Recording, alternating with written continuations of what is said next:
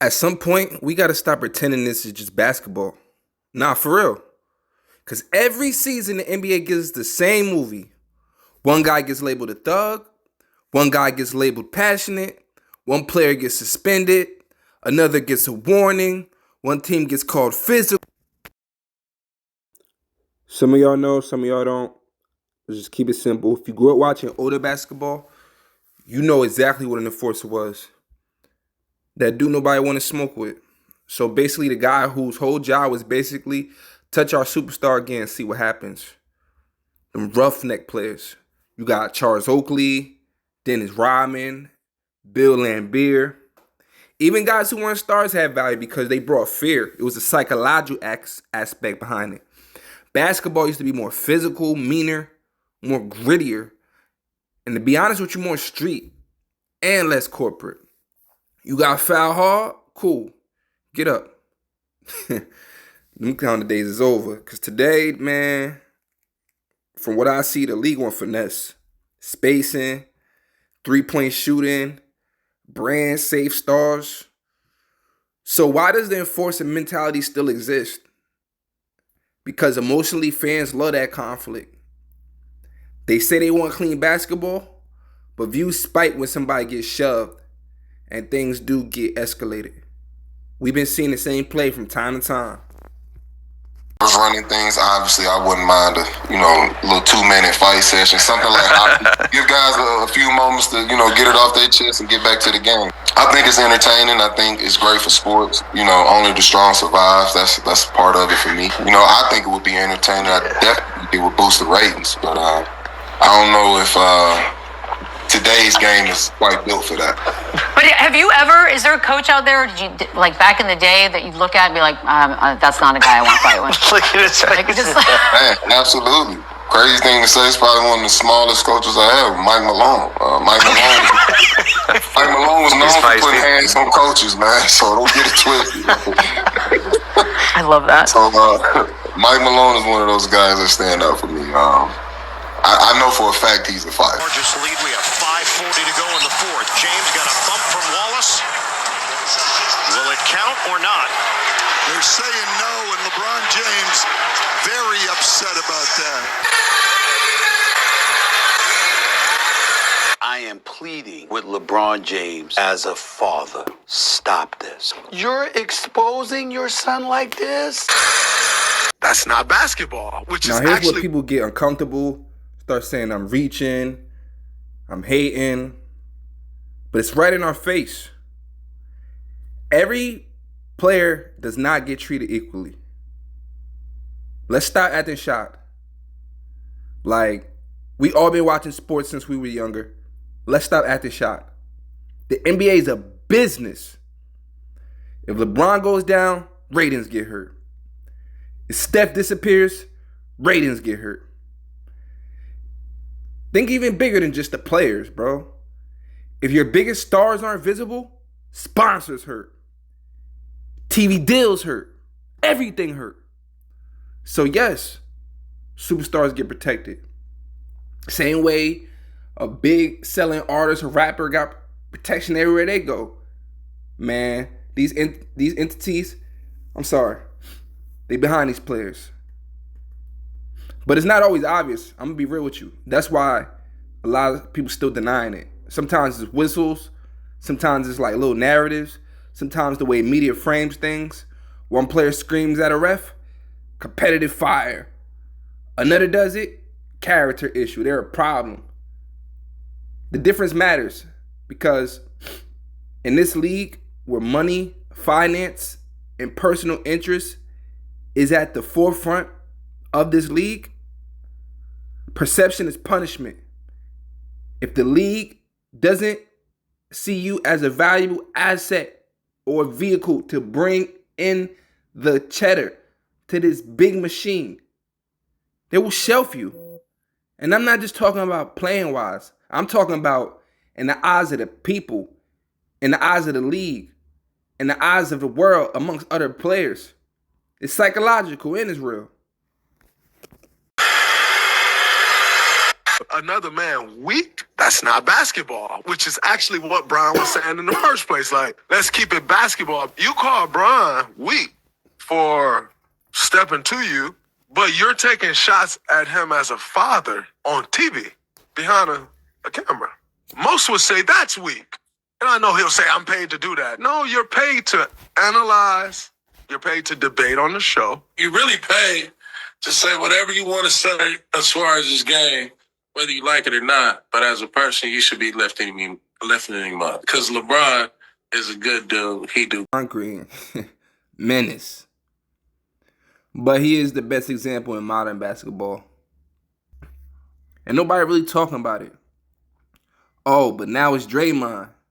So here we go. It's a whole different conversation. Intensity, leadership, edge, playoff emotion. And honestly, you want to know why? Because he's attached to a dynasty. And he's part of a money ecosystem. And that's what changes everything. And look, I'm not saying Draymond gets away with murder. But what I'm saying is, like, the conversation around certain players, it definitely gets massaged differently. That's not conspiracy. That's just observation. That's motivated by, obviously, business. And once you open your eyes and understand that, I'm not even going to lie. The rest of the NBA definitely starts making a lot more sense at this point. Now, this is where the bread and butter is at. Let's talk about image. Because physical play is one thing, the actual game. But brand damage, that's a whole nother loss. That's different. So let's see. Let's take Ja Morant. Crazy talent. If you say he not one of the most talented players in the league, you're delusional. Face of the league potential. Highlight machine. But once the off-court stuff happened, boom. Whole narrative changed. And look, I'm not saying consequences weren't deserved. You got to also remember, like, a lot of these players is coming to the league young. Like, think about some of the decisions you made when you were younger that if there was a camera on you exposing how you would look. But that's not the point. The point is, when stars become liabilities, the league doesn't just punish behavior. It manages optics. Because Ja wasn't just a basketball player anymore. He was an investment.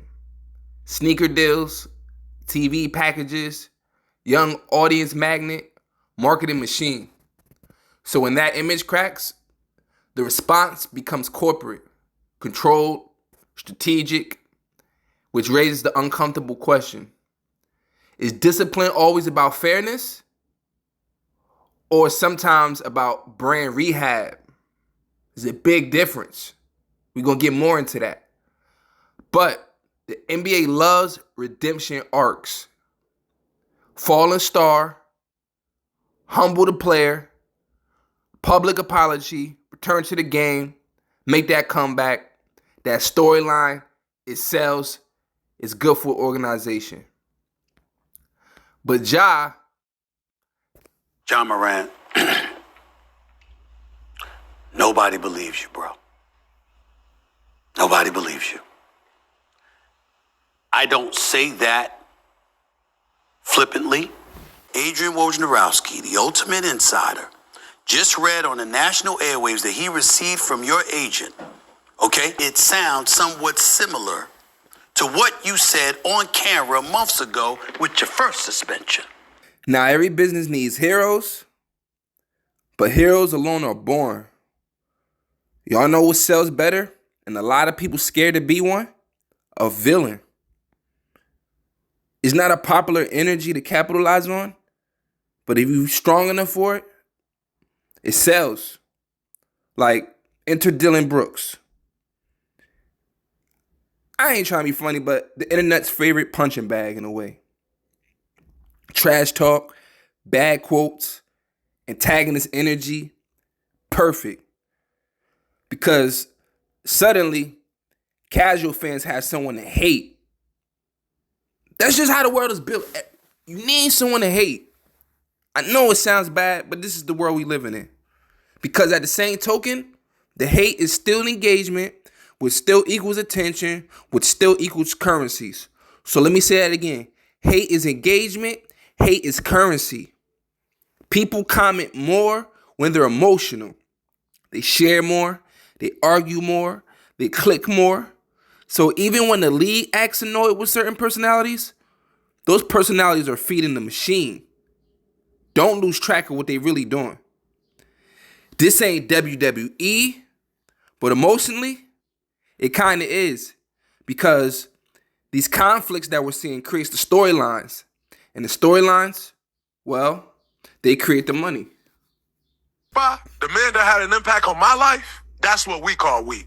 A lot of this WWE, or I would say like kind of housewives, celebrity, my language is really kind of like where people getting out of hand. And then when you see them in real life, they shock because they used to being behind a camera or behind a screen, and you ain't got no real human interaction. And we all got relationships with Stephen A. And now,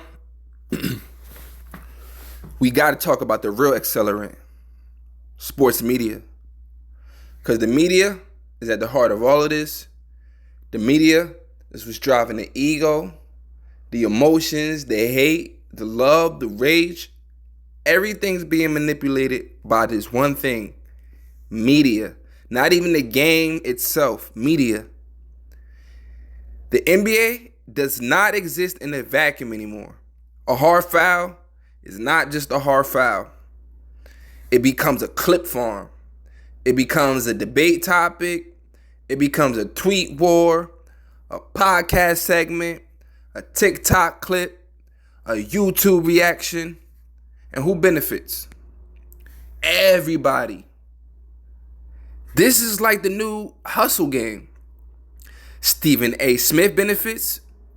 The networks benefit. Us content creators benefit. If you know how. Because we talking about it right now. And you know what's crazy? I never really looked at it this way. But if you really look at it, bro, outrage is scalable. The modern NBA, it's not just basketball. It's basketball. It's media theater. It's internet warfare. And let's not ignore the gambling piece. That's a whole nother can of worms I have yet to dive into with y'all. Because now every possession has emotional financial stakes. Read between the lines. That changes the fan psychology. Now fans don't just watch. They sweat outcomes like they trade in stocks. This makes the conflicts feel even bigger. So if the league knows emotion equals engagement, engagement equals revenue, then what? The chaos becomes valuable. And the chaos is not accidental. And that's where this whole thing gets dark. Because the NBA isn't fighting the Enforcer Epidemic. It profits from it. And guess what? That's checkmate on us. Because this whole time we don't even know it's a game. We going right along with it. Right? I personally don't care. But for some people, this is a real uncomfortable truth. The NBA is not just selling basketball anymore. The same way rapping is not just rapping anymore. The same way streaming is not just streaming. Boxing is not just boxing. No form of entertainment or sport is just what it is in that essence anymore. And the NBA is not just selling basketball anymore. Basketball is just a vehicle. The emotions, the feelings, the energy charged, people showing up, that's the product. It's the energy. It's the energy harvest. That's the product. Think about what actually gets people talking. Nobody care about the foundations or the technicals of the game anymore. It's not perfect defensive rotations, perfect triangular offense, textbook defense, not weak side help, not proper box outs, basic pick and rolls. No. It's what these fools got going on outside of the game. Who they effing, who they screwing, what they wearing, where they was at, who said what on Instagram, Twitter. Really, I wouldn't be surprised these basketball players start becoming streamers ASAP, because it's controversy, drama, beef, narratives, disrespect, redemption. That's what spreads, because humans overall are emotional creatures, and the NBA understands that. Man, this ain't the 1960s, 70s. A clean basketball game, a clean technical basketball game, cool. But a player getting ejected after almost fighting, viral. A calm press conference, whatever. A superstar calling out refs, millions of impressions. And once you realize that, you stop looking at incidents like isolated moments. You start seeing a machine, because emotionally charged sports create addicted audiences, and addicted audiences are where the money's at. That's where the profit is. So let me ask the question everybody dances around. Would the exact same behavior be treated the same if the jersey changed? If Draymond wasn't Draymond? If LeBron wasn't LeBron? If Jokic wasn't a reigning superstar? If some random role player made the same move, same whistle, same media reaction, same public sympathy, that's where the double standard conversation lives. And to be fair, not every fan agrees. Some will say, well, stars earn different treatment. Others will say rules should be rules. I don't think anybody should be saying that, but whatever. But the inconsistency, that's what keeps the debate alive. And the debates, they're going to always be monetizable. So no, I don't think the NBA secretly scripts every moment. Wink, wink. But I do think the league understands human psychology. Every industry understands this. This is how they keep profiting, using the same methods over, and over again. I do think media companies understand outrage. I do think controversy has become a feature, not just a side effect. And maybe that's why the enforcer never really disappeared. He just evolved. Less fists, more narratives, less body blows, more brand warfare. Because in today's NBA, the most dangerous weapon might not be physicality. It might be perception. And if that's true, then maybe the real enforcer really isn't the player. Maybe it's the machine itself. So I appreciate y'all coming and rocking out with me. Y'all made it this far. Drop it in the comments. NBA or WWE? Because I genuinely want to know, am I reaching? Or we all watching sports entertainment a little disguised as basketball? Honestly, a little disgusted with it. Now, if you rock with these deeper breakdowns, subscribe. Because yeah, the reaction content is fun. But this lane, we might be on to something. Family, I thank you for your time, for your ears, for your mindsets, for y'all just thinking critically with me through the videos. Give me a like, subscribe. I'm going to keep dropping these daily for y'all. And I'll see y'all soon.